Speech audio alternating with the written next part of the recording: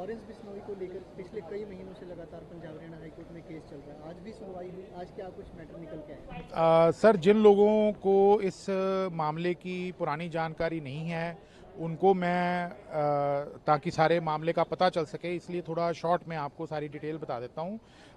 Lawrence Bishnoi ने jail के अंदर से एक इंटरव्यू करी थी एक पत्रकार के साथ। नेशनल लेवल का वो चैनल था, उस चैनल के ऊपर उसने वो इंटरव्यू दी।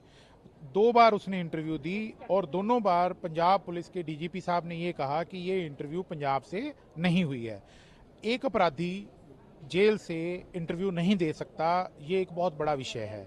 और लॉरेंस बिश्नोई जिसके ऊपर चार्ज लगता है कि वो लोगों को धमकियां देता है, रैंसम लेता है, किडनैपिंग करवाता है, गोलियां चलवाता है। और अभी हमने रिसेंटली पास्ट में ही देखा है कि हिंदी फिल्म जगत के सलमान खान के ऊपर भी उसने धमकी दी और वो इसी इंटरव्यू के अंदर ही उसने सलमान खान को धमकी दी थी कि मैं सलमान खान को नहीं छोड़ूंगा। इसके अलावा उसने अपने आप को प्रोटेक्ट करने के लिए सिद्धू मूसेवाला के ऊपर भी कई तरह के इल्ज़ाम लगाए थे, गैंगवार से जोड़ने की कोशिश की थी।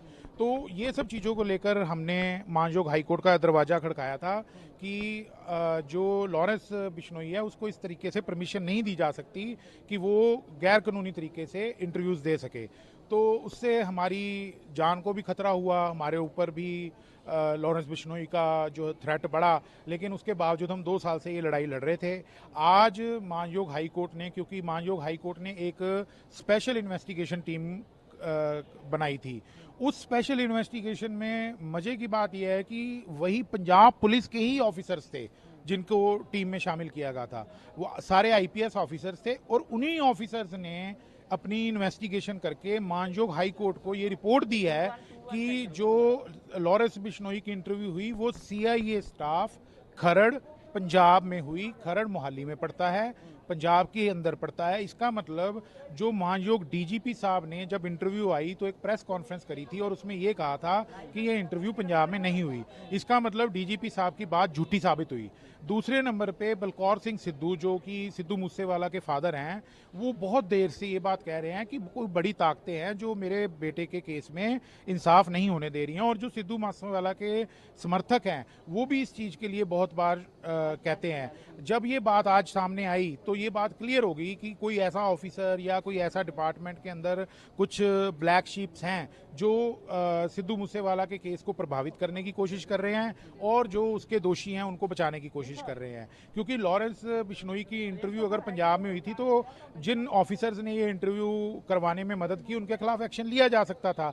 अब मानयोग हाईकोर्ट ने आज ये क्लियर कर दिया कि स्पेशल इन्वेस्टिगेशन टीम ने हमें रिपोर्ट दी है, उसके अंदर खरड़ में ये सीआईए स्टाफ में इंटरव्यू हुई है। तो अब जो रिलेटेड ऑफिसर्स हैं उनके खिलाफ जो है वो सख्त से सख्त कार्रवाई की जाएगी। कोर्ट ने अभी 5/9 के लिए डेट फिक्स करी है। उस डेट पर कोर्ट ने ये अपनी सुपरविजन में रखा है ताकि जो कार्रवाई हो वो कोर्ट की निगाह में हो।